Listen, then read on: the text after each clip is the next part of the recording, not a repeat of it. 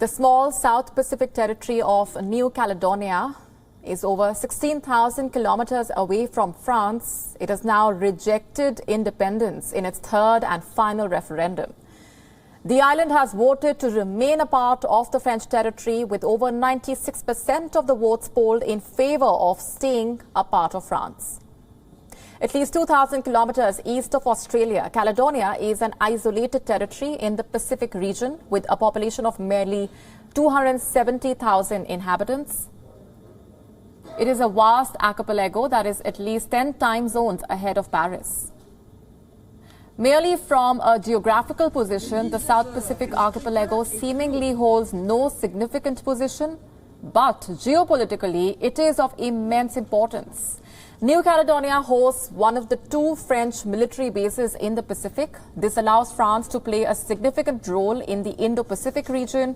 It is one of France's biggest overseas territories, with 10% of the world's nickel, and acts as a key strategic asset between West and China in the region. The French president has hailed the referendum results, saying France is more beautiful with Caledonia in it. Fidèles à la sagesse de nos aînés, nous franchissons ensemble une nouvelle étape. L'accord de Nouméa arrive à son terme juridique. La promesse du destin commun dont il était porteur n'a jamais été aussi tangible et doit continuer à nous guider.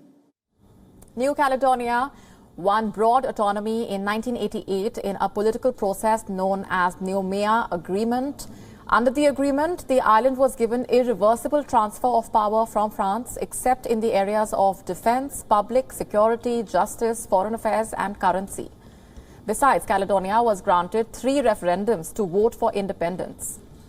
In the first, in 2018, 43.6% voted in support of independence.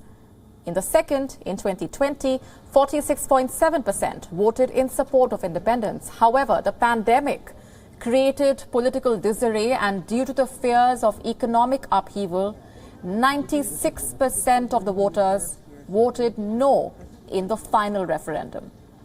Besides this, there is a fear of unrest and the concerns over the legitimacy of the further process as well. The pro-independence campaigners who boycotted the polls have called for a fair campaign. This majorly comprises of some indigenous groups who say that they want a break from the wealthier white communities, quote unquote.